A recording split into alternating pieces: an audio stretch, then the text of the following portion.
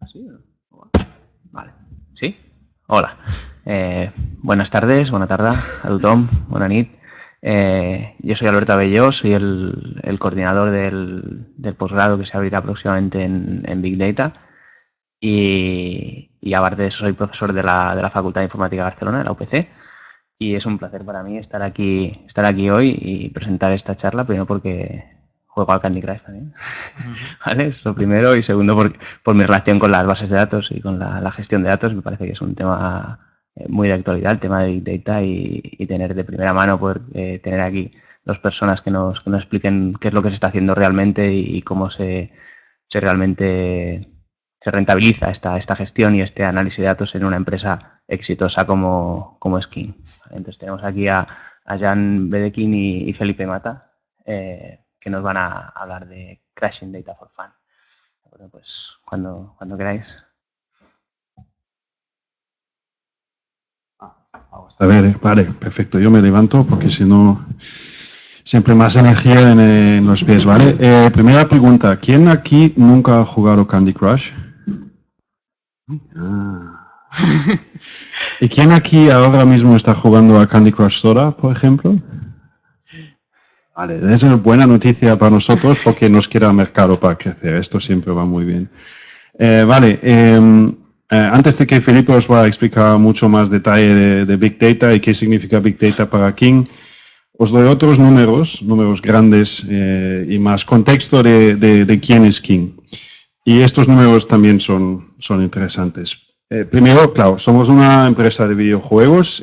Durante el 2014 tuvimos más o menos durante todo el año mínimo 3 juegos en los top 15 a nivel de ingresos, es decir, no solo a nivel de descargas, sino también a nivel de ingresos. Estamos con estudios de desarrollo en 9 sitios, es decir, en Barcelona, claramente, tenemos 2 estudios de desarrollo aquí, en Estocolmo, Londres, hasta Singapur. Entonces ya estamos bastante grande, más que 1000 empleados. Pero los números más interesantes son los más abajo aquí. Es decir, ahora mismo tenemos casi 350 millones de usuarios únicos cada mes jugando nuestros juegos. ¿Alguien aquí está usando Twitter? Es grande, ¿no? Pues esto es más grande que Twitter. Solo para daros una dimensión de qué es la cantidad de gente de que estamos hablando. Es una barbaridad.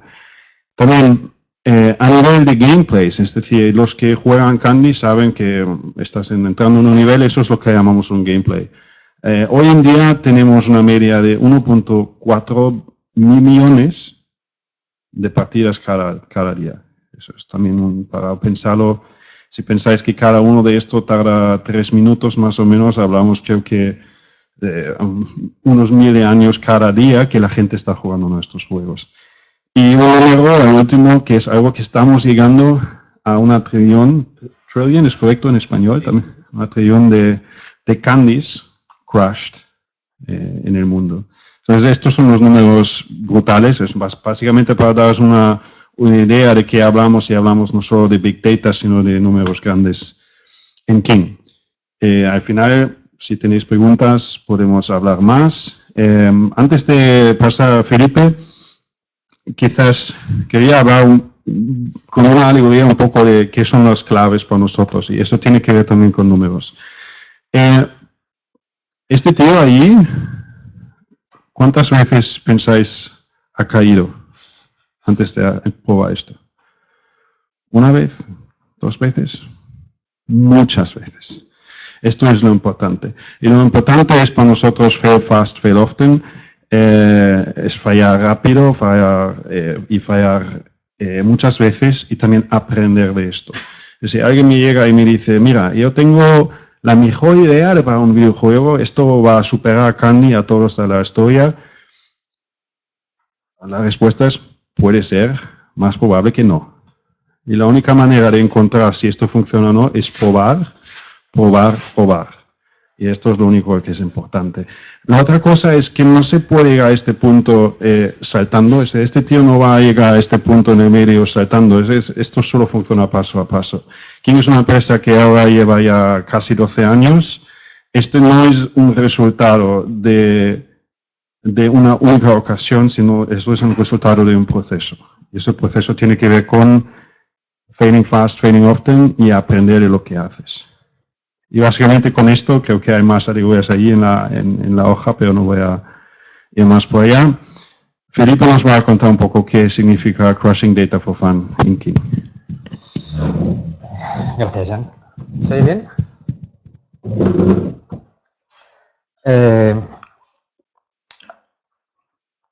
Bueno, como habéis dicho ya anteriormente, el título de la presentación es Crushing Data for Fun. O lo que es lo mismo es cómo cocinamos los datos de nuestros juegos, ¿vale? Para hacer los caramelos más sabrosos que podéis encontrar en vuestros móviles hoy en día. Entonces, lo que vamos a hacer es meternos en las cocinas de King. Yo voy a ser vuestro chicote particular, ¿vale? Y esto va a ser Pesadilla en la cocina de King. Pues la agenda de hoy simplemente vamos a cubrir, digamos, brevemente 3 topics. Es Big Data en general, porque no sé más o menos cuál es el background de cada uno de vosotros, pero entiendo que una breve introducción os vendrá bien a todos. Vamos a hablar en más detalle de lo que es Big Data en King, cómo es la arquitectura y los procesos que seguimos. Y luego, por último, voy a finalizar con un ejemplo de una A/B-test que hicimos hace tiempo y que los resultados son bastante curiosos. El test este se hizo en Papapear, que fue el primer juego que se hizo por King aquí en Barcelona y la verdad que fue todo un éxito el juego. Big Data. Supongo que habéis oído hablar alguna vez de Big Data anteriormente. Incluso a lo mejor lo habéis oído tan frecuentemente, ¿no? O Analytics, Big Data, Entertainment, etcétera, etcétera, todas estas cosas, que estáis tan hartos, ¿no? Como a lo mejor Samuel L. Jackson en Pulp Fiction, en esta escena que se le fue un poco a lo mejor de las manos, ¿no? Y que como oigáis Big Data otra vez, vais a perder los estribos. ¿Pero qué narices es Big Data? Pues puesto simplemente, realmente no es muy complicado, ¿no? Es simplemente un concepto, un término, para referirse a todo conjunto de datos, ¿vale? Que es tan grande, ¿vale? O tan complejo que las técnicas que usábamos tradicionalmente para procesar datos ya no sirven o no son útiles o tardarían mucho en darnos resultados satisfactorios. Pero siguiendo con la analogía que tenemos con nuestra cocina, antes teníamos pocos puntos, pocas combinaciones, ¿no? Antes a lo mejor solamente usábamos sal y pimienta para aderezar nuestros platos. Actualmente tenemos un montón de información muy compleja, con múltiples interacciones. Es como, digamos, si tuviéramos un montón de especias ahora mismo que podemos combinar unas con otras en diferentes cantidades y en función de cómo las combinemos nos dan una información o un sabor, ¿no? Distinto. Y es que Big Data, más que un hecho o un concepto, es simplemente una consecuencia del desarrollo tecnológico. Ahora, actualmente, tenemos la posibilidad, ¿no? de almacenar y traquear un montón de información. Antaño no podíamos, con lo cual pues simplemente traqueábamos lo más importante. Actualmente podemos almacenar millones de información y la velocidad a la que podemos hacerlo es grandísima. Realmente, cuando queremos traquear información y almacenarla, solamente tenemos dos limitaciones. Una es a qué velocidad somos capaces de procesar la información que nos llega y la segunda es cuánta capacidad de almacenamiento tengo. Actualmente, las velocidades de Internet, de los enlaces, etcétera, etcétera, cada vez van más rápido, con lo cual esto deja de ser una limitación. Lo que nos limita más, si acaso, es la capacidad de cómputo, pero también está aumentando a velocidades agigantadas. Y por otro lado, la capacidad de almacenamiento cada vez es más barata. Cada vez el precio de 1 giga es más barato, cada vez podemos distribuir más la información en diferentes servidores y simplemente pues añadimos discos duros en diferentes servidores, vamos añadiendo capacidad y podemos seguir almacenando muchos más datos. Volviendo a la analogía de nuestro restaurante, las limitaciones serían el tamaño de nuestro salón y el número de mesas que tenemos en él, ¿no? Que nos caben. Y por otro lado, a qué velocidad nuestros comensales pueden ingerir los alimentos que están consumiendo.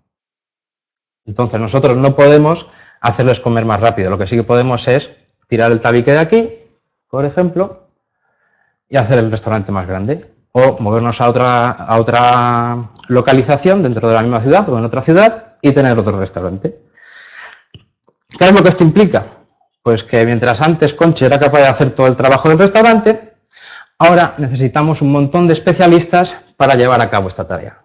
En King tenemos un equipo muy grande de Big Data y Analytics, de más de 100 personas, que se encarga desde recoger los datos, asegurarse de que llegan bien a los servidores, procesarlos, muchas veces vienen de diferentes fuentes, con lo cual hay que homogeneizarlos, adaptarlos, luego también hay un proceso de transformación, finalmente se cargan estos datos a las bases de datos, que son las que usamos finalmente los Data Scientists para extraer la información o el conocimiento que nos interesa. También encima de esto tenemos muchas veces pues Standard Reporting, que esto digamos, aunque se lleva haciendo muchos años, ¿no? Y es una, digamos, simplemente graphing de datos que no son Big Data en sí, llevan un procesamiento de Big Data por detrás que sí que hace que el proceso sea complejo. En nuestro caso, por ejemplo, muchas veces nos cuesta tener esos reports de los datos del día anterior a primera hora, simplemente por la magnitud del tamaño de los datos que estamos traqueando diariamente. Y es lo que digo, que las técnicas que usábamos tradicionalmente para procesar los datos no son útiles hoy en día, o por lo menos no son eficientes, ¿no? Los pucheros que usábamos antes, ¿no? En lugar de tener pues una cocina con fuego, usábamos a lo mejor leña. Esto ya no es eficiente. Cada vez que tienes que hacer una comida tienes que encender la leña, es luego pues muy costoso, ¿no? Antes, por ejemplo, podíamos hacer estadística con una calculadora y un cuaderno, o simplemente con Excel. Actualmente no, actualmente necesitamos metodologías mucho más complejas, que de hecho son cada vez más difíciles de manejar. Ahora ya mismo podéis encontrar simplemente másters de varios años en dominio de R para diferentes funcionalidades. R es una de las principales herramientas que usamos en King. Otras personas prefieren Python, al fin y al cabo es lo que prefiere cada uno. Pero son herramientas que al fin y al cabo son muy potentes, sobre todo el hecho de que sean open source te permite que en cuanto se desarrolla un nuevo concepto, una nueva forma de mirar a la información que tienes, puedes usarla o aplicarla para tus propios datos.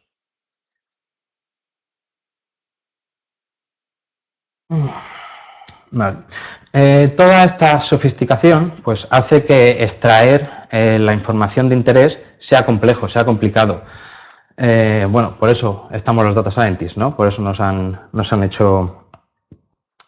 dado tanta importancia a nosotros recientemente, ¿no? ¿Por qué pasa? El hecho de que podamos almacenar un montón de información hace como que el volumen sea gigante, ¿no? Al final podemos llegar a esta situación donde el volumen de información que realmente te es útil es negligente o negligible comparado con la cantidad de datos que tienes en general, ¿no? En tu base de datos. O, puesto de otra forma, a lo mejor toda la información sí que es relevante, ¿no? Porque al fin y al cabo nunca sabes cómo la vas a poder utilizar, pero justo la información que tú necesitas es este puntito de aquí. Y está enterrada entre un montón de información que hace que sea difícil pues, darse cuenta de que está ahí o extraer conocimiento concreto. Podríamos decir que los Data Scientists somos como estas personas que van con un detector de metales en la playa a veces, ¿no? Intentando encontrar un trozo de metal, algo valioso. Incluso podría haber gente que te diga que tu hobby es estúpido y que mejor que te dediques a otra cosa. Pero la verdad es que usar Big Data para obtener conocimiento es algo apasionante. Es brutal la cantidad de cosas que puedes hacer, cosas que hace unos años eran impensables. Por ejemplo, Google es capaz de predecir cuándo va a empezar la gripe. Simplemente la gente empieza a buscar en Google los síntomas que de la gripe y entonces Google infiere que hay una brecha de gripe empezando ahí. Esta información luego se podría utilizar muy eficientemente. Por ejemplo, un laboratorio podría usar esta información para empezar a enviar medicamentos para la gripe, sabiendo que como la gripe se mueve de esta manera y ha empezado ahora por aquí, dentro de no sé cuánto tiempo estaría en este otro lugar. O, por ejemplo, como hace Amazon. Amazon es capaz de saber qué es lo que vas a comprar incluso antes de que tú lo sepas. Simplemente porque sabe qué has comprado, cuál es tu historial de búsquedas y qué otras personas hicieron lo mismo antes que tú, acabaron comprando. Otro ejemplo de ser enfocado a datos es King. King es Data Driven. ¿Vale? ¿Qué significa Data Driven? Bueno, simplemente significa que en lugar de seguir tus instintos, ¿vale? Para hacer las cosas, por ejemplo, este gato simplemente pues sigue sus instintos a la hora de conducir, quiere atropellar al perro, O, por ejemplo, en una aplicación, ¿no? Pues tú decides que a lo mejor el color verde te gusta más porque queda más en armonía con el resto de la página y luego lo pones y funciona fatal. ¿Qué sucede? Que a lo mejor queda tan bien en armonía con el resto de la página que el usuario ni se da cuenta de que es un botón y no lo clica. Entonces, por eso, en King usamos datos para conducir nuestras decisiones, ¿vale? El negocio es conducido por las métricas y por los resultados que obtenemos de ellas, no por los sentimientos que tenga una persona, por muy experto que sea en el tema, porque al fin y al cabo, si esto es mejor, lo puedes demostrar usando datos. ¿Cuál es la razón de que usemos Big Data o que seamos Data Driven? Principalmente, bueno, a ver, tenemos la posibilidad de hacerlo, ¿no? King está en un negocio digital que te permite, pues, obtener la información de los usuarios según usa tus aplicaciones y en función de eso, pues, poder optimizarlas. Pero, aparte de eso, y para ello quiero citar a Lawrence Peter, que fue un fantástico educador del siglo pasado, canadiense, el cual es conocido por el principio Peter, no sé si lo conocéis, pero dice que todo empleado es promocionado hasta el puesto donde es incompetente. Porque simplemente las promociones se basan en lo que haces en tu puesto actual y no en tu capacidad para desempeñar el puesto al que asciendes. Entonces, ¿qué sucede? Que cuando dejas de ascender es porque ya eres incompetente y no haces méritos para seguir ascendiendo. Pues aparte de esta cita célebre o este principio, tiene dos citas que a mí me gustan mucho. Y es que si la primera de ellas es, si no sabes dónde estás yendo, probablemente acabes en un lado al que no quieres ir. Y la segunda es que no hay nada que sea más doloroso que aprender de la experiencia, y es el no aprender de la experiencia. Por eso, en King, cuando queremos probar una cosa y ver si funciona o no, lo que hacemos son A/B tests. No sé si estáis familiarizados con el concepto, pero A/B test es un concepto muy sencillo. Volvamos otra vez al ejemplo del restaurante de Conchi, ¿vale? El restaurante de Conchi tiene sus clientes, que son estas personas de aquí que vienen con cierta regularidad al restaurante.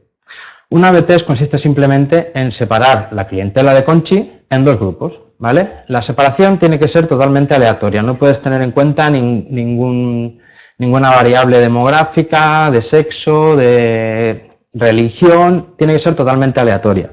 Y de hecho tiene que ser persistente. Es decir, si yo le estoy asignando a esta chica al grupo A la primera vez que viene, si ella vuelve otro día, le tengo que volver a asignar al grupo A. Porque si no, esto haría que la muestra no fuera representativa. Esta chica, si un día va al grupo A y al día siguiente al grupo B, está viendo las dos experiencias y no puede decirte, ¿vale?, en función de los datos, cómo reacciona, cuán bueno es lo que le enseñas en el caso A.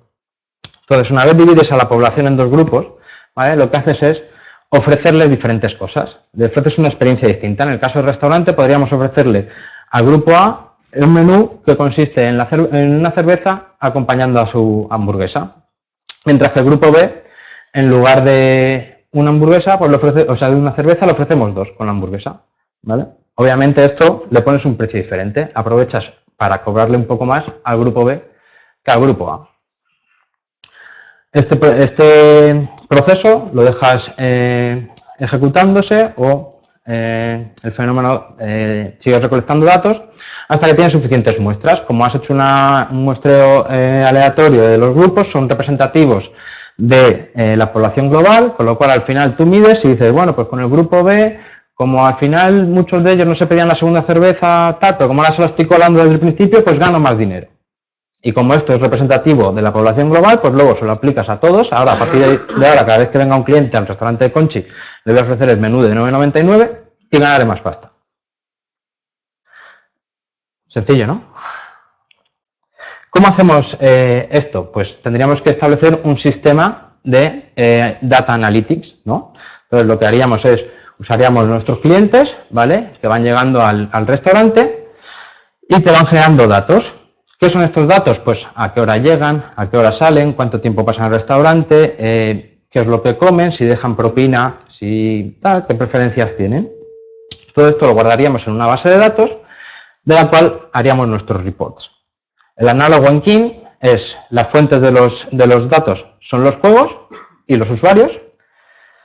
Los eventos son de cualquier tipo de uso de la app. Por ejemplo, esto es un nivel de Candy Crush.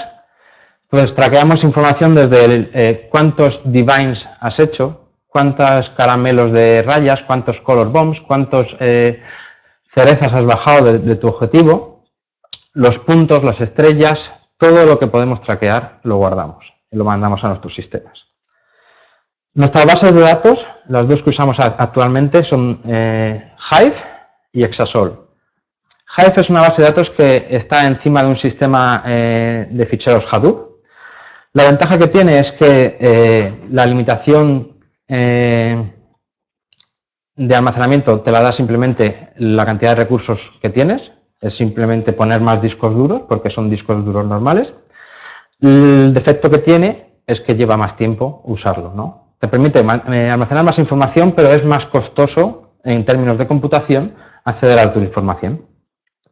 Por otro lado, Exasol es una base de datos muy eficiente que tienen la gente de Data Analytics, de Exasol Analytics, perdón, donde ellos mueven piezas de información no tan grandes, pero las mueven a un clúster que tienen en memoria RAM, ¿vale? Entonces, la velocidad de cómputo es rapidísima, pero claro, las cantidades de información que puedes analizar a la vez son mucho más limitadas.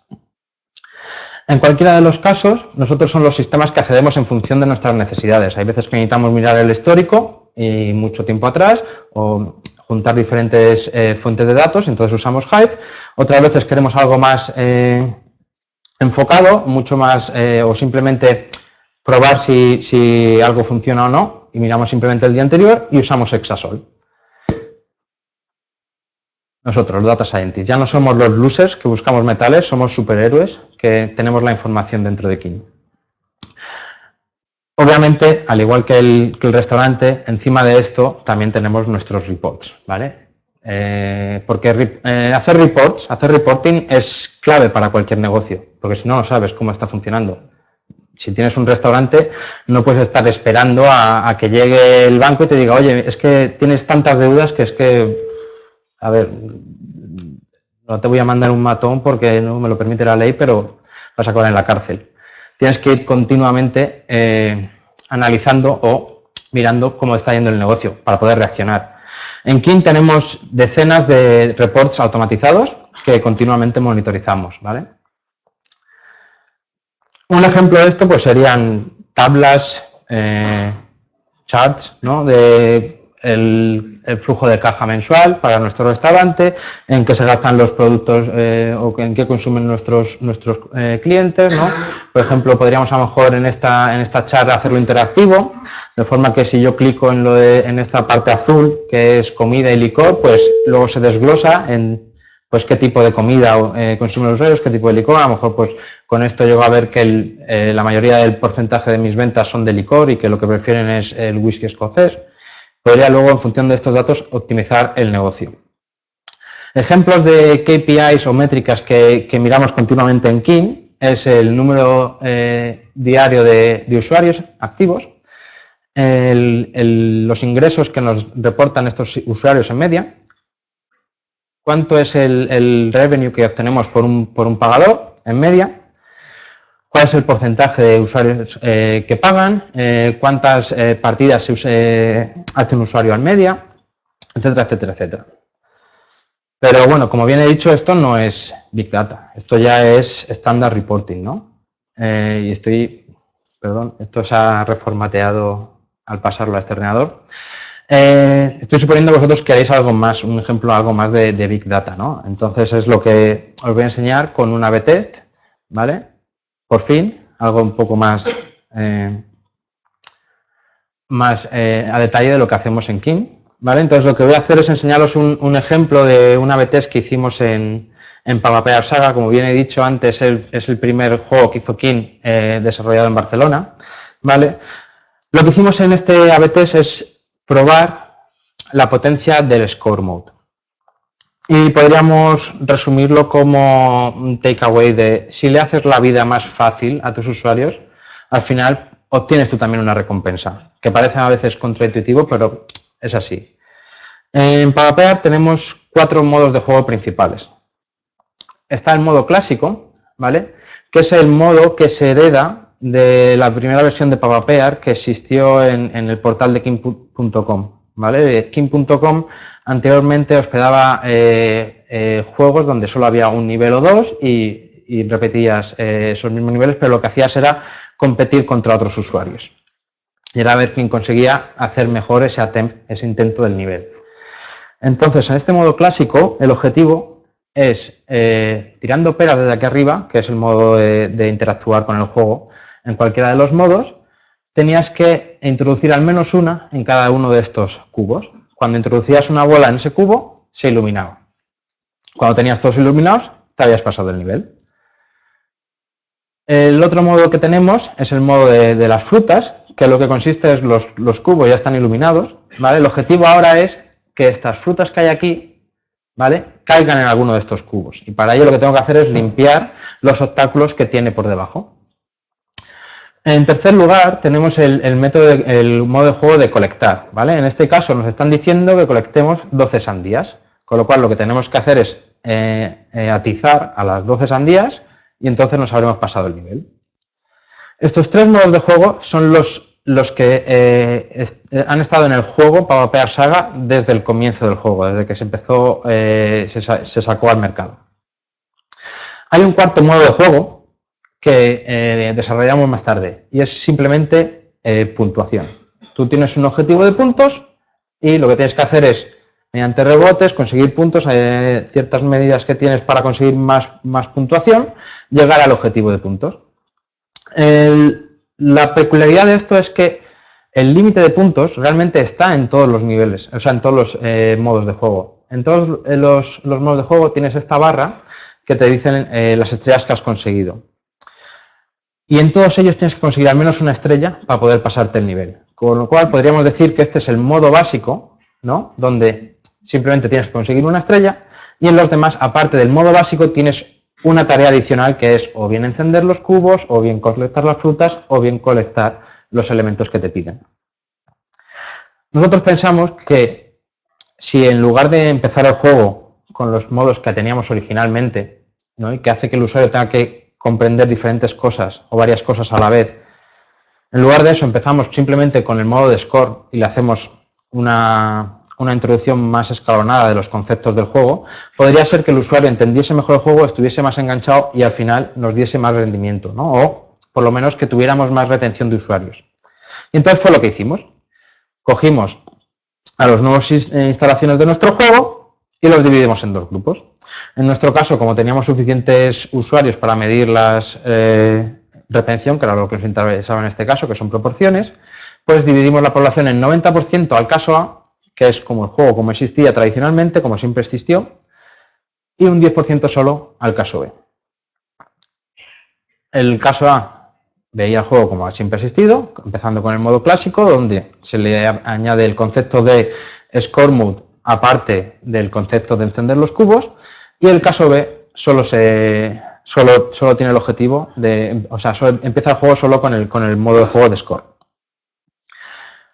La principal métrica que queríamos evaluar con esto es la retención, ¿vale? La retención es una métrica del porcentaje de gente que, habiendo instalado hoy, te vuelve a día 1 mañana, a día 7 la semana que viene, a día 14 dentro de 2 semanas, etcétera, etcétera, ¿no? Obviamente, como negocio, queremos que la retención sea la más alta posible, es decir, que el juego le guste tanto a la gente que una vez instalado hoy, vuelve mañana, vuelve pasado, vuelve el día siguiente, vuelve después, ¿no? Cuando introducimos esto, de manera un poco contraintuitiva, vimos que la retención era mayor para el caso 1 que para el caso de control. O sea, para el caso de control que para el caso 1. Es decir, nosotros que pensábamos que, dado que se entiende mejor, está más sencillo, pues el usuario lo iba a entender mejor, le iba a gustar más, todo lo contrario. Llegaban y al día siguiente volvían menos. La verdad es que la diferencia no es significativa, ¿no? De hecho, es negligible. La hipótesis que teníamos es que estos usuarios que marcan la diferencia aquí vienen de haber jugado en King.com y al no encontrar lo mismo, dejaron de jugar. Pero por el contrario, sí que vimos que la retención a día 7 y a día 14 eran mucho mayores, significativamente mayores. Como podéis ver aquí, para cualquier día era siempre mayor el caso de donde habíamos testeado el score que el caso de control. Y la diferencia en este caso sí que es significativa. De hecho, vimos que la diferencia era positiva para cualquier día.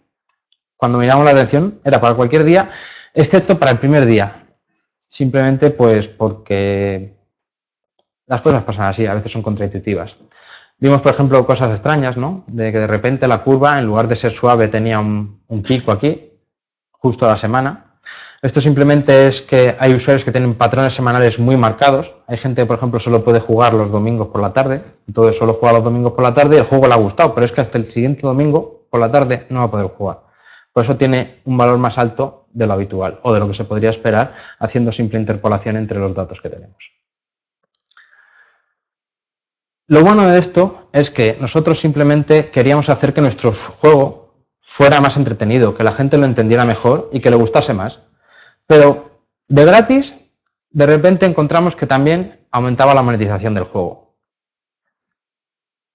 Como podéis ver aquí, ¿vale? Esto es son las distribuciones estimadas, ¿vale? De los gastos de los usuarios para el caso de control y para el caso de test. La diferencia en la anchura de esta distribución se debe a que esta distribución tiene 90% de usuarios y esta solo el 10%, con lo cual hay mucha más variabilidad. Pero lo que sí que se ve es que la media es un 15% mayor y que la diferencia es significativa. De hecho, se puede comprobar fácilmente si miramos el gasto medio diario por usuario. Casi siempre es más alto para el caso 1, que es el caso del test de score. Asimismo, también se ve cuando miramos la tasa de conversión o el porcentaje de pagadores. En cualquiera de estas dos métricas son más altas para el caso de cuando introducimos primero el score. Simplemente lo que había pasado es que habíamos hecho que el usuario entendiese mejor el juego, por lo tanto se enganchase mejor, entendiese mejor todos los conceptos del juego y al final pagase más. Y tener en cuenta que estas métricas no son absolutas, son relativas. Es decir, conversion rate o porcentaje de pagadores es, en el primer caso, el número de conversiones absolutas entre el número de usuarios activos. En el segundo caso es número de pagadores absolutos entre el número de usuarios activos. Pero, para el caso del Score Mode, tenemos más usuarios porque estamos reteniendo más. Con lo cual, los beneficios en valor absoluto son todavía mayores que los que estamos mostrando aquí. Con esto terminamos la presentación, así que damos paso al turno de preguntas, que entiendo que alguna tendréis. Muchas gracias.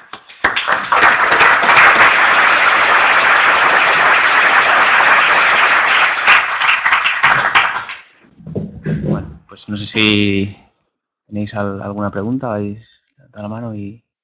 Sí, hay un micrófono, me parece. Tenemos nosotros.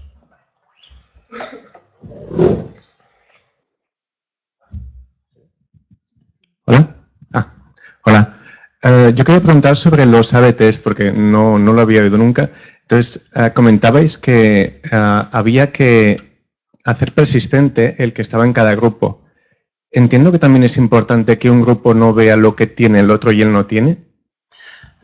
Realmente sí, por eso es lo que se hace la persistencia, ¿no? Porque si un usuario al final está expuesto a los dos estímulos, tú no sabrías decir cuál de los dos estímulos es el que le ha hecho hacer determinada reacción, ¿no?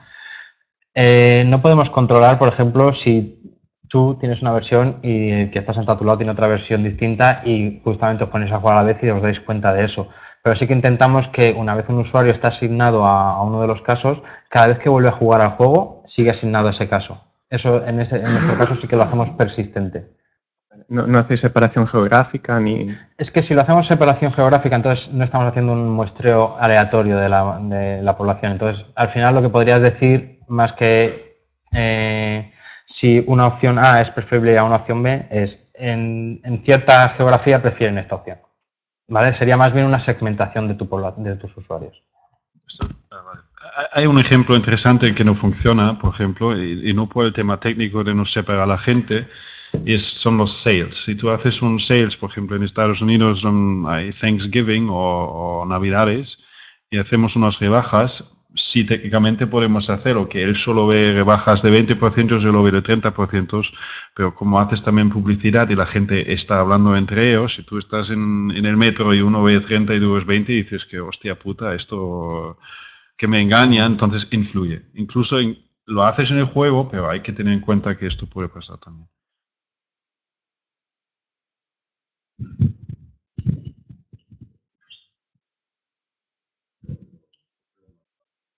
Y en el caso de ese 10% no funciona, los usuarios nunca van a volver al juego original. Nunca descartáis entonces una opción. Va a salir de nuevo. Sí, o sea, siempre tendemos, siempre a la medida de lo posible, al final del test mover a todos los usuarios al caso que es más ventajoso.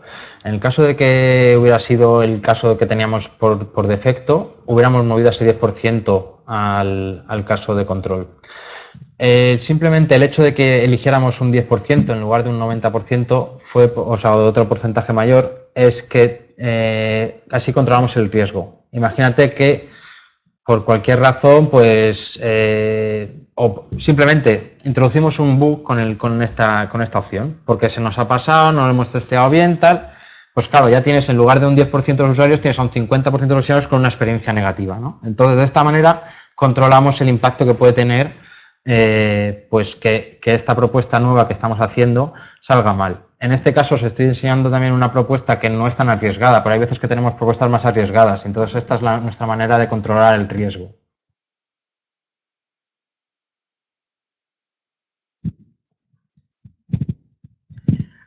Hola, ¿qué tal? Hola. Cuando hacéis este tipo de cambios, una vez, la idea parte de, queremos mejorar un KPI concreto, entonces vamos a hacer un A/B test, o vamos a hacer un A/B test y vamos a ver qué pasa. Estuvo yo. A ver, normalmente tienes que hilar fino, ¿vale? Es decir, es lo que hablábamos al principio, ¿no? Durante la charla, que no te puedes dejar llevar por tus sentimientos, tienes que basar esto en algún dato, ¿no? Muchas veces puedes analizar el comportamiento pasado de los usuarios para inferir qué es lo que te puede funcionar y qué es lo que no te va a funcionar, entonces vas descartando casos. Hay otras veces que no tienes tanta información, ¿no? Entonces sí que tienes que a lo mejor ser un poco más, venga, pues vamos a probar, ¿no? Pero en la medida de lo posible, como los test son costosos desde el punto de vista de desarrollo, luego análisis, etcétera, etcétera, lo que tú quieres es ir por cosas que tengas más aseguradas. Hay veces que simplemente lo has visto en otro juego o lo has visto en otra compañía o ves que lo hacen en otra industria directamente y dices, esto podría ser aplicable. Entonces intentas ir primero a las cosas que tú ves que van a tener una ganancia más asegurada. ¿Puedo hacer una muy cortita segunda? ¿Y alguna vez habéis tenido un happy accident de estos en los que queréis hacer una cosa, eso no funciona, pero mejoráis otra?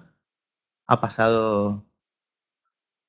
Bueno, este es un ejemplo de eso, ¿no? Porque lo que queríamos mejorar es la retención solamente y esperábamos que el gasto medio por usuario fuera igual, que el porcentaje de pagadores fuera el mismo y de repente vimos que simplemente por el hecho de haberles hecho entender mejor el juego había aumentado todas estas métricas que para nada habían sido modificadas por ninguna otra particularidad que hayamos introducido en esta versión. Hay veces que sí que te pasa, pero rara vez. De hecho, normalmente es un sistema muy acoplado, ¿no? Entonces, cuando tú intentas subir una métrica, lo que estás haciendo es bajar otra. Es decir, si por ejemplo quieres aumentar la monetización, pues una forma obvia es aumentar la dificultad. Pero si aumentas la dificultad, al final lo que pierdes son usuarios, ¿no? Entonces es como un tira y afloja donde hay veces que te cuesta encontrar un óptimo donde sea el equilibrio, ¿no? Que todo vaya mejor. Gracias.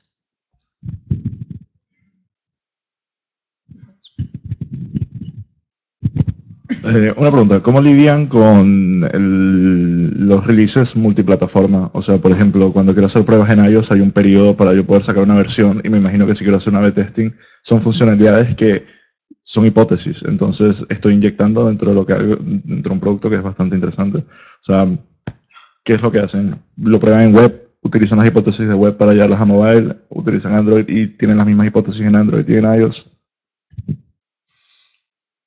Bueno, hay diferentes casuísticas. Normalmente tendemos a usar más web por el hecho de que nos es más sencillo y más controlable, porque la versión que tiene el usuario es la versión que tenemos en nuestro servidor y solo está esa, no hay más. En cambio, en móvil el problema que tenemos es que hay gente que no actualiza, hay gente que la tiene en el background, entonces pues hasta que no vuelve a abrir la aplicación no se le aplican los cambios.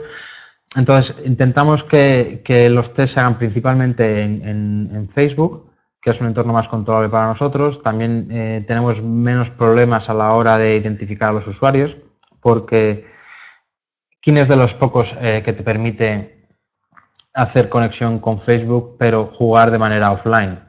Entonces, esto lo que hace es que pueda haber diferentes usuarios que no sepas hasta bien pasado cierto tiempo que es el mismo usuario, etcétera, etcétera. Te da ciertas complicaciones que otras empresas a lo mejor no tienen.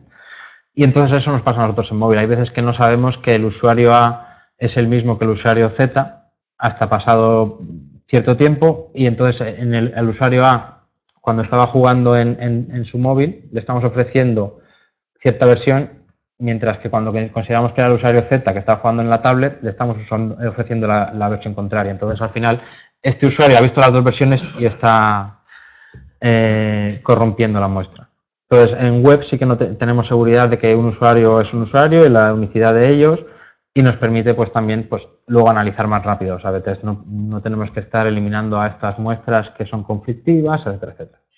Dicho eso, hay que tener cuidado, claro, por lo que ha explicado también, porque la demografía en la web es diferente que la gente que juega en móvil. Y sí hay casos, y hemos tenido muchos casos concretos, en que la hipótesis de web no ha salido igual en móvil. Siempre por razones diferentes, pero puede pasar.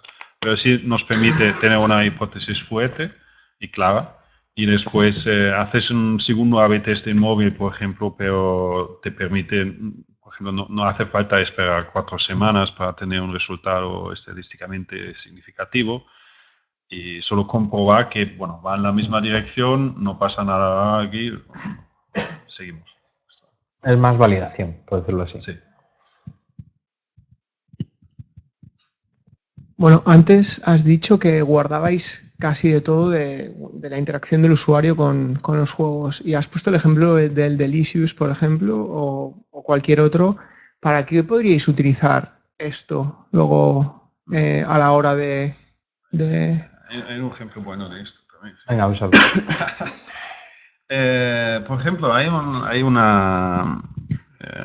esto no era un estudio muy profundo, pero solo para darte una idea. Hay una correlación, y tengo cuidado con las palabras, es una correlación entre cuántos caramelos especiales la gente genera en la primera sesión y la probabilidad que van a volver mañana.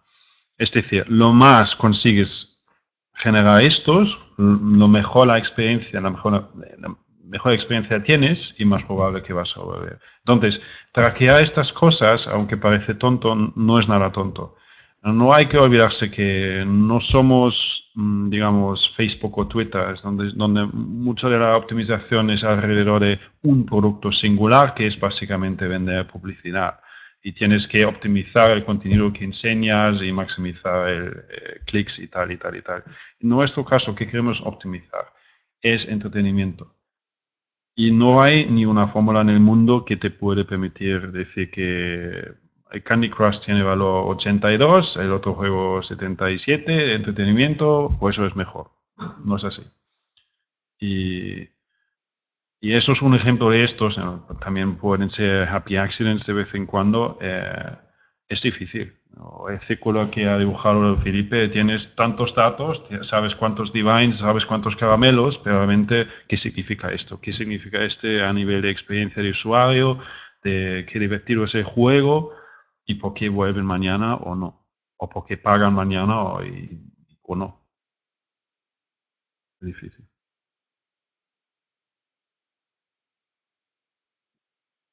Hola, buenas tardes. Referente a la tecnología para realizar el Analytics, y has comentado que trabajabais con R, entre ellas. Me puedo conocer si estáis haciendo alguna cosa en tiempo real, porque los casos que habéis comentado aquí es de análisis a posteriori, ¿no? Sobre los datos, si hacéis algo en tiempo real y cómo solucionáis esta actividad que se está realizando. Buenas tardes. Pues actualmente lo único que usamos, digamos, pseudo en tiempo real es a lo mejor hacer un poco de customización de la experiencia del usuario en función a cierta segmentación, ¿vale? Pero que la segmentación no está hecha en tiempo real. Entonces, por ejemplo, pues en función de si el usuario juega mucho, muy a menudo, pues le ofreces a lo mejor cierta experiencia, y si el usuario pues hace mucho tiempo que no venía, pues le ofreces otra. Pero más allá de esto no hacemos analytics en tiempo real. Digamos, sí que podríamos utilizarlo, y de hecho la idea es moverse hacia allá, corrígeme si me equivoco, pero todavía no hemos puesto todo en marcha, y aún así también, como comentamos, tenemos tantos datos todavía por analizar, nos queda tanto por entender que realmente tampoco es una prioridad number one, por el hecho de que no va a hacer que sea una experiencia totalmente distinta para el usuario. Van a ser optimizaciones sobre una experiencia global. Hola, buenas tardes. Me ha gustado la presentación, el principio de Peter, puesto que mi área de conocimiento es la psicología, y entiendo que detrás de Candy Crush hay mucha faena de psicología, todo está muy bien estructurado. Entonces, ¿llegáis allí a través del ensayo-error o partís de las leyes que ya existen para llegar a ese tipo de conocimiento y de rentabilidad, ¿no? de la propia aplicación? Y luego una segunda pregunta es si tenéis previsto, más allá de todo el conocimiento que se extrae con el Big Data de Candy Crush, para usarlo en otros sectores que no sean estrictamente para el propio negocio creado del videojuego. Si quieres yo. Pues a la segunda pregunta no te puedo responder porque somos una empresa pública y todo lo que es en el futuro es en el futuro. De estas cosas no hablamos. La otra pregunta es interesante porque hay este mito que hay un equipo de psicólogos que está optimizando el juego para no sé qué. La realidad es son chicos como vosotros, son diseñadores de juego, y en esta parte de nacer una idea de un juego hay pocos datos. Hay mucha experiencia y mucho conocimiento, pero este conocimiento es más implícito, no es nada que puedes medir. Es decir, incluso nosotros no sabíamos al principio que a partir de un número que este juego va a ser tan grande. No es posible. También es cierto que en un mercado como videojuegos, como también las pelis o la tele o canciones, por ejemplo, es imposible prever esto. Es que hay mucha obra de estas investigaciones. Sí, lo que puedes hacer es controlar tu proceso. Es decir, antes de incluso empezar el desarrollo de Candy Crush como una saga, con un juego con muchos niveles, con variación de modos de juego, con parte social y todo esto, antes ya sabíamos por nuestra página web que el juego en sí mola, que es algo que tiene valor de entretenimiento. Es decir, les gusta a los jugadores. Entonces, esto es minimizar el riesgo paso a paso. Y de este tipo de juegos, si quieres, ahora se llama royalgames.com, que antes era king.com, donde están casi 200 juegos, creo que me puede ser 180 juegos, que se han desarrollado durante 10 años. Y cada 2-3 meses lanzamos un nuevo juego ahí en esta página web. Y esto es lo que nos dice si funciona o no. Estos son juegos que se hacen dentro de pocos meses con equipos muy pequeños. Es nuestro testbed, digamos. Ahí estamos probando. Es probar. Hay de todos los tipos de géneros de juego. Y lo que funciona ahí es después aplicar más la receta, que es parte datos, parte experiencia de lo que funciona, cómo hacer un videojuego grande, cómo ponerlo en móvil, etcétera, etcétera. Pero todavía no estamos en la fase donde tenemos 30 postdocs de psicología que nos hacen este tipo de trabajo. No existe, es un mito en este sentido. Bueno, y de hecho nos ha pasado que ha habido juegos más exitosos que Candy Crush en esta plataforma que luego han fracasado cuando los hemos intentado portar a móvil. O sea, hay veces que... Es también el tiempo en el mercado y la situación, no hay que olvidarse. Es decir, si hoy en día lanzamos el Candy Crush Saga tal y como está el juego, no va a funcionar de la misma forma. Ya no es el primer juego que tiene este tipo, esta receta, hay otros que usan la misma mecánica, es así, no se puede prever. Nadie te puede decir antes que Titanic va a ser la peli más grande del mundo. No.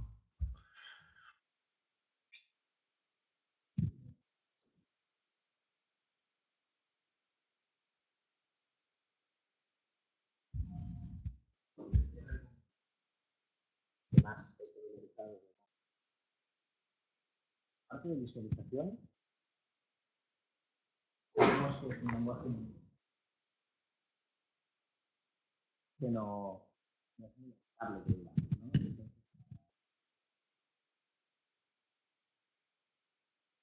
¿Tenéis alguna herramienta?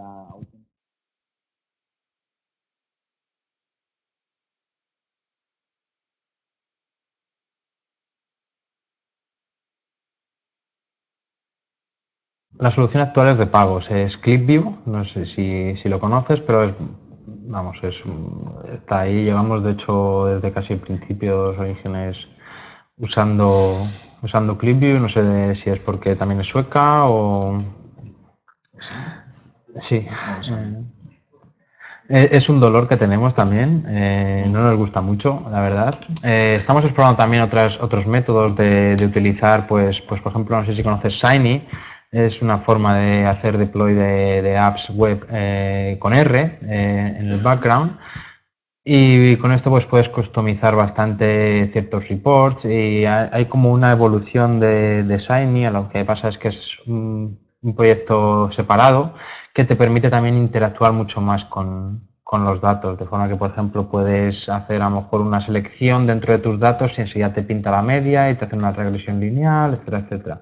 Tiene bastante potencial, diría, pero estamos explorándolo de momento. También estamos evaluando otras herramientas. Hace poco estuvimos evaluando Omniata y no dejamos de evaluar. Al fin y al cabo, ClipView en particular, por ejemplo, es una herramienta que le es muy útil a finanzas y yo diría que ya por historia y por vestigio, pues la seguimos usando, aunque a lo mejor no es la más adecuada para lo que hacemos, por ejemplo, Jan y yo en un día a día, ¿no?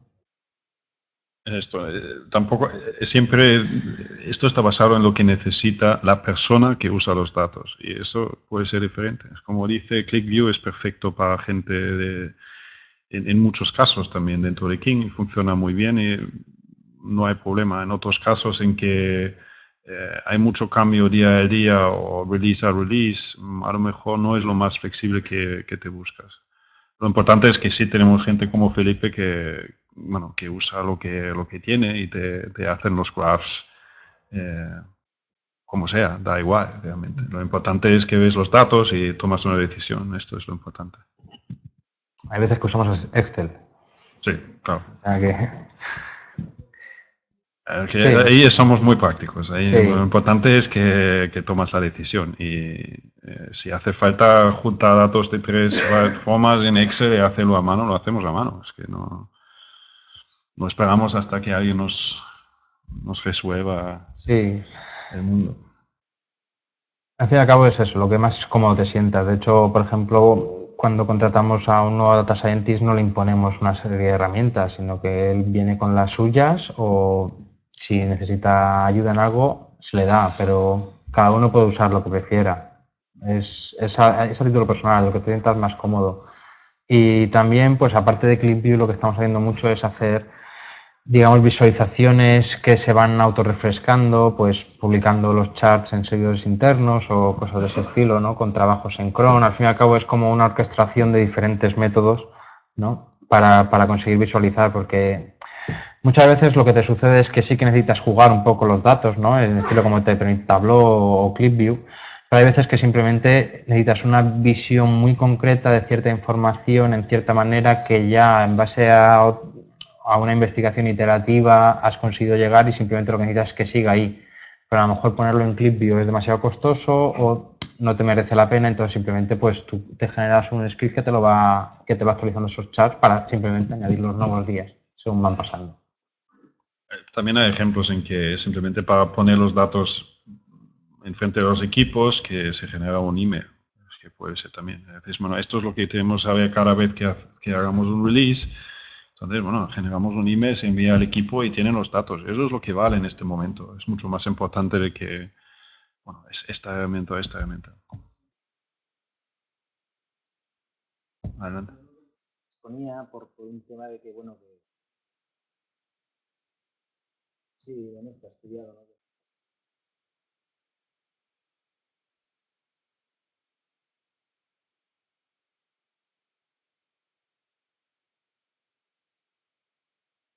Con estas plataformas de registros. Entonces, claro, ha dado de colores, aparte miles de millones de registros. Eran como más avanzadas que no. De ClickView. Pero en memoria, o no lo analizas. No. Para eso, ¿no? Para mejorar la comprensión de lo que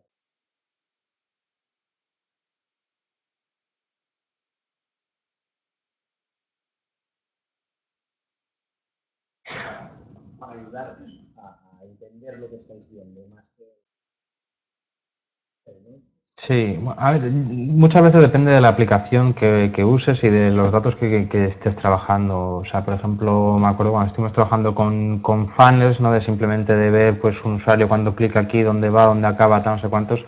Estamos usando diagramas de Sankey, pero hay visualizaciones, hay un montón. De hecho, cada vez es un área que no para de crecer, pero al fin y al cabo lo que necesitas es que te sea útil. Hay muchas veces que una visualización muy tradicional simplemente es la más efectiva. Y hay veces que estás acostumbrado a mirar los datos de cierta manera, diagrama de barras, y simplemente lo pasas a line charts y ya de repente ves todo ahí, ¿sabes? O sea, que muchas veces hay simplemente que adaptarlo al conocimiento que hay detrás, ¿no? Y estoy de acuerdo que la visualización muchas veces es lo que nos está impidiendo ver el bosque, ¿no? Pero...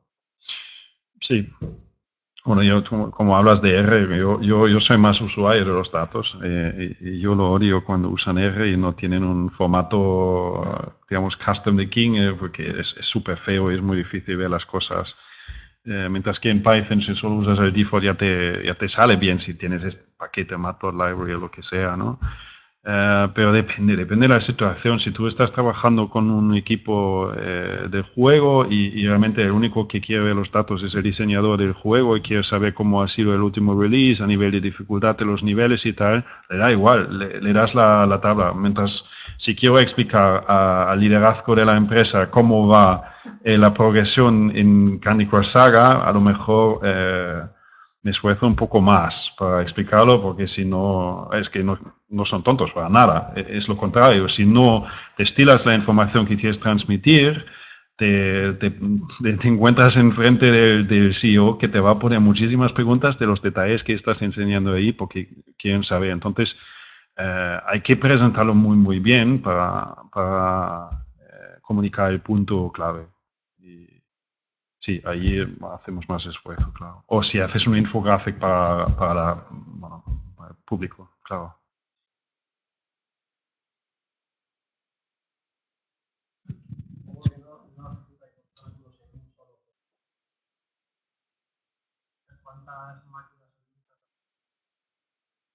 La pregunta.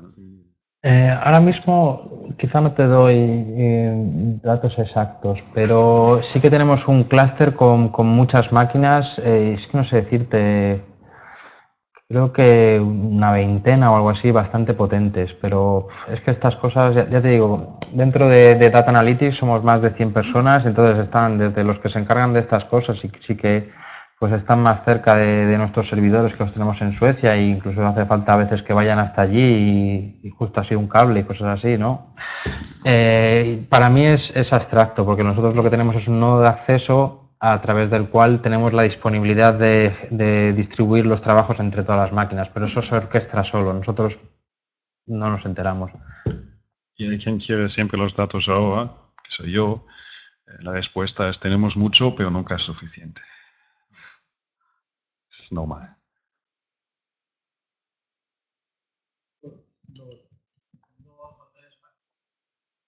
Tenéis en cuenta para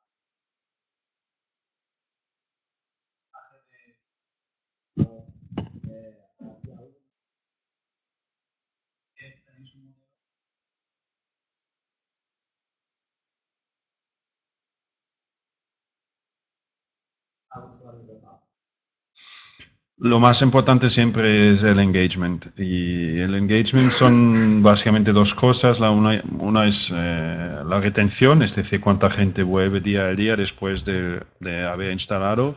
La otra es cuántos juegos están jugando.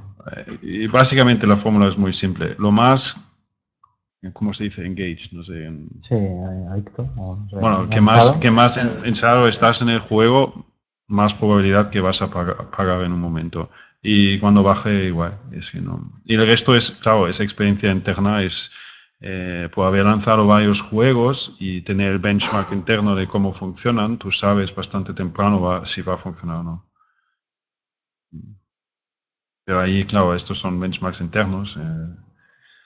Pero se puede hacer modelos y si haces un startup, claro, pues básicamente te tienes que montar escenarios y saber por dónde tienes que estar para que funcione y tiene un retorno positivo. Luego siempre puedes tener estimaciones medias, ¿no? De cuánto es el gasto de un usuario que acaba de instalar, ¿no? O que ha instalado hace X días, ¿no? Y en función de eso, pues también saber el potencial que tienen los diferentes juegos, ¿no? Un juego a lo mejor pues tarda más en hacer que el usuario gaste por lo que sea, porque tiene una progresión más suave o tal, y otro sabes que desde el principio pues está poniendo más presión al usuario para que pague y consigue que convierta antes y que empiece a pagar antes. Todo esto lo podemos medir y la verdad es que las estimaciones en función del pasado son bastante robustas, con lo cual en función de esto podemos hacer muchas cosas. Y hay que tener cuidado porque las cosas siempre son vinculadas. Es decir, es muy fácil para nosotros mañana doblar el ingreso en el día. Muy fácil. Que cambien los precios por 3 y mañana hacemos 2 veces más. Pero más probable que en un mes no lo vamos a hacer. Porque claramente esto tiene impacto a la experiencia de los usuarios, no les va a gustar para nada y nos va a perjudicar bastante el negocio. Así que hay que siempre medir las dos cosas a la vez. No sé si te más o menos da la respuesta que buscabas. O...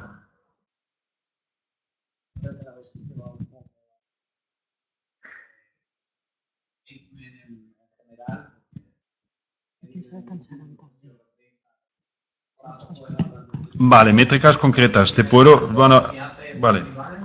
Métricas concretas que en nuestro caso son relevantes es bastante igual en la industria, ¿vale? Lo importante es cuántos, en nuestro caso, porque son juegos, cuántos partidos estás jugando al día. Esto es una muy básica. La otra puede ser el número de sessions al día, cuántas veces un jugador viene al día. Otra que es una que también usa Facebook es el engagement, cuántos días de la semana se está usando la aplicación. Y esto es un muy buen indicador. Es decir, la gente que, bueno, se llama Facebook usa E4 Plus o algo así. Es básicamente cuánta gente usa 4 días o más a la semana a Facebook. Y esto es un muy buen indicador por dónde va. Si esto es muy bajo y la mayoría de la gente solo usa tu app no sé, una vez a la semana o menos, a lo mejor tienes un problema. Pero ¿qué significa para tu app o para tu concreto de negocio? El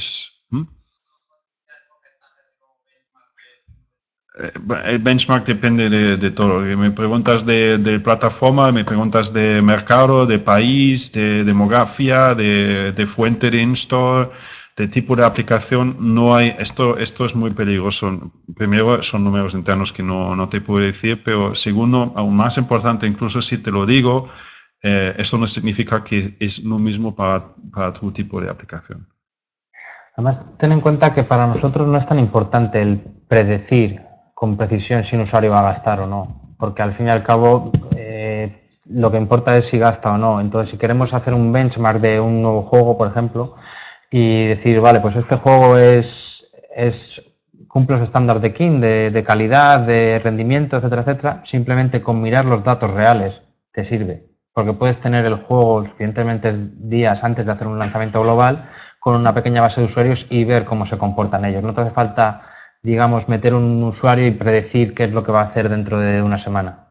Y también para volver al punto inicial, sabemos cuando lanzamos un juego de verdad, lo sabemos. ¿Por qué lo sabemos? Porque nunca lanzamos un juego a la puerta grande si no hemos comprobado antes que esto funciona. Y como lo haces, bueno, se hace tipo soft launch, es decir, es muy común también en videojuegos, lanzas este tipo de juego solo en un par de países para comprobar las métricas. Y si quieres una recomendación es lo más antes posible. Puedes poner algo enfrente de gente y medir algo, mejor.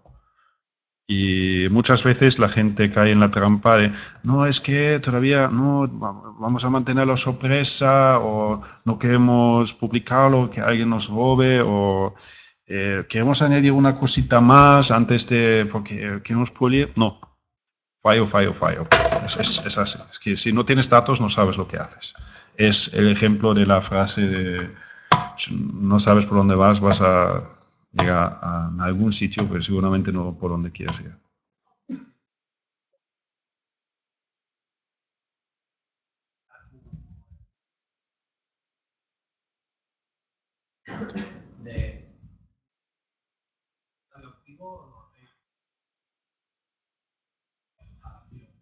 Depende.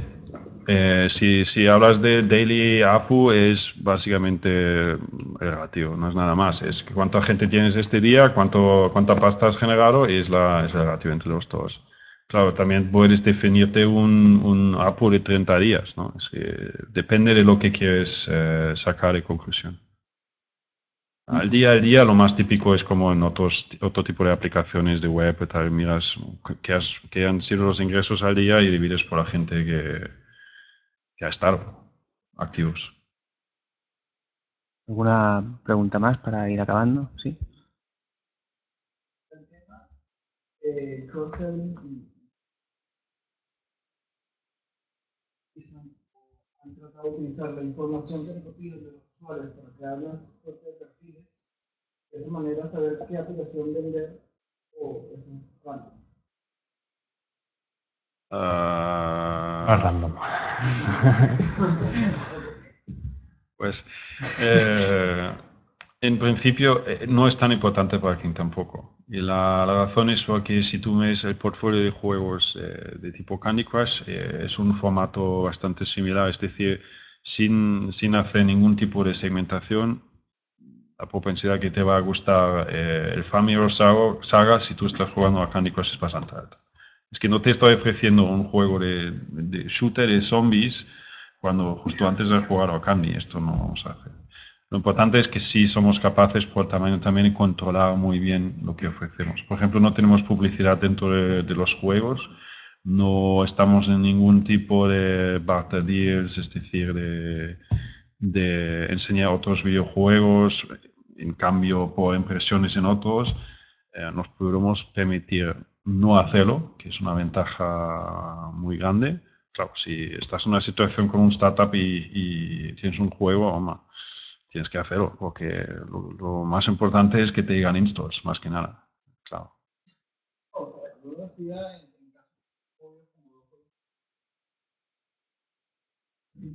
El usuario tiende a, por ejemplo, muy rápido, o sea, no piensa tanto antes de resolución, lo hace más rápido, lo hace más lento, para tener juegos que capaz no son iguales, pero es el tipo de juego en menos de 2 minutos. Va a ser provechoso para... Usamos muchos datos también en marketing, esto sí, pero no es bueno, digamos, no hay magia negra ahí tampoco. Es decir, de momento son cosas bastante básicas. para saberlo. Es que cada uno, si tú juegas ahora, no sé, que alguien que solo tiene instalado un juego, seguramente en ciertos puntos vas a ver publicidad de otro juego de King y te da una idea de cómo funciona esto. Tampoco hablamos ahora en móviles, hablamos de un portfolio de 10 juegos, ¿sabes? Ya no estamos en la situación como Amazon. Ojalá si en un día llegamos a la misma situación como en la página web antes, que tienes 180 juegos. Claro, descubrir un juego es otra pregunta, ¿no? Es otro tema, otro problema, pero nosotros no construimos cosas para un día puede ser, sino solucionamos que está enfrente. Somos muy prácticos. Es decir, solucionamos el problema cuando esté, no antes. Bueno, pues muy breve, por favor. ¿Sí?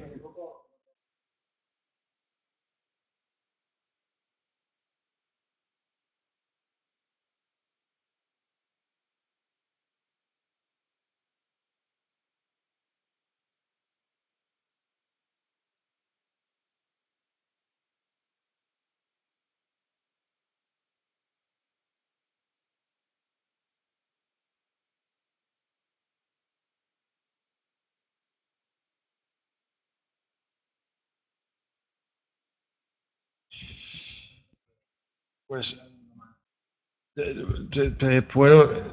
no quiero decir depende otra vez, pero tenemos a Felipe aquí, salió de telecomunicaciones, doctorado de telecomunicaciones, y cuando empezó a trabajar con nosotros, bueno, a nivel de currículum no tenía ninguna experiencia de videojuegos. Hoy en día es muy difícil encontrar a alguien en el mundo que tiene más experiencia que Felipe a nivel de videojuegos, como data scientist, a nivel de free to play y casual por lo menos, digamos, ¿no? Es que sí, claro, sí, hardcore games en la play quizás no, pero también viene con el tamaño, que claro, hoy en día si estás un año con King, ¿quién hay que es más grande con este tipo de juegos, móvil, free to play? Es que no encuentras todo eso. Entonces, necesitamos de todo. No es o esto, trabajamos en equipos, es decir, si estás mirando en un estudio, hay un grupo de 5 o 6 data scientists y hay de todo, hay físicos, hay telecoms, hay gente de negocio, hay matemáticos. Lo que les une es que hablan el mismo idioma de estadística y se entienden estas cosas, pero aparte de esto, entregan otras cosas. Y si mañana nos llega un psicólogo que además tiene buen conocimiento de matemáticas, bueno, encantado, bienvenido. Creo que hoy en día, sí, concretamente en King lo que buscamos, creo que tenemos ya tenemos gente con experiencia como Felipe y otros también. Es decir, nos podemos permitir buscar gente sin la experiencia concreta de videojuegos o de King o de este ámbito, porque esto se puede aprender. Lo que no se puede aprender es talento y otras cosas que no podemos enseñar, si fuera un psicólogo, por ejemplo. La base tiene que estar fuerte a nivel de matemáticas, pero es muy amplio, muy amplio. Y sí, concretamente estamos buscando gente, por cierto. aboutking.com/jobs. O nos preguntáis después, no, en serio, estamos buscando mucha gente, concretamente en Barcelona, también seguramente en Londres, en Estocolmo, en todos los sitios necesitamos gente para CRM, tema de cross-selling, necesitamos gente dentro de los estudios para videojuegos. Está todavía con mucha necesidad de gente. Es como digo, no hay mucha gente. ¿Cuánta gente ha tenido un juego de 1 millón de partidas al día? No hay mucho. Pues dejamos aquí. Muchas gracias a Jan y Felipe.